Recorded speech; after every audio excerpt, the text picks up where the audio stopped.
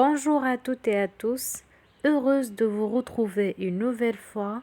Aujourd'hui, nous allons poursuivre les leçons concernant le premier module que nous avons déjà commencé, c'est l'étude d'un roman autobiographique d'Ahmed Sfraoui.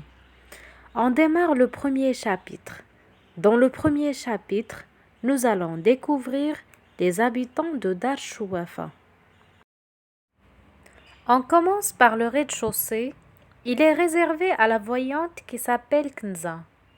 Cette voyante est très connue dans le quartier. Elle est la principale locataire.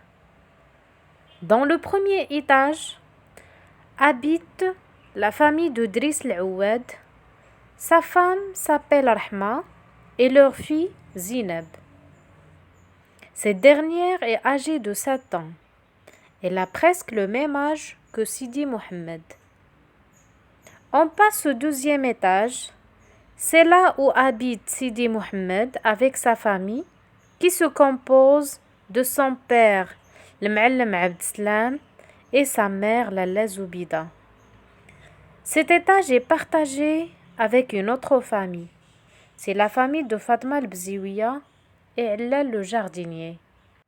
Maintenant, nous allons analyser le premier chapitre, les lieux, les personnages et les idées principales. Les lieux sont Dar Chouafa, maison de la voyante, Drb Nouala, Msid ou l'école coranique, le bain mort ou bien Hammam. Les personnages, les locataires de Dar Chouafa, les clientes de Tante Kenza, les enfants du Msid.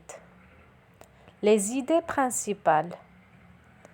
La présentation de Dar Chouafa et ses nombreux locataires. Donc, comme j'ai déjà fait, on a présenté la maison de Dar Chouafa et tous les personnages qui habitent dans cette maison. Le monde solitaire et virtuel de l'enfant Sidi Mohamed. La description du rituel de la musique de Gnawa organisée une fois par mois au rez-de-chaussée par la voyante. La personnalité de Sidi Mohamed, l'enfant de 6 ans, solitaire, rêveur, fasciné par le monde invisible. L'imagination de l'enfant nourri par les récits légendaires d'Abdallah l'épicier et le discours de son père sur l'au-delà, l'enfer et le paradis. La description de la séance du bain mort. Pour lui, c'était comme l'enfer. Alors le narrateur n'aime pas le bain mort. La dispute spectaculaire entre Rahma et Zoubida et à la fin, l'évanouissement de Sidi Mohamed. Voilà, j'ai présenté la maison de Dar Chouafa et ses locataires. Aussi, j'ai analysé le premier chapitre. On se retrouve dans l'analyse du deuxième chapitre. N'oubliez pas de vous abonner et de cliquer sur j'aime. Au revoir.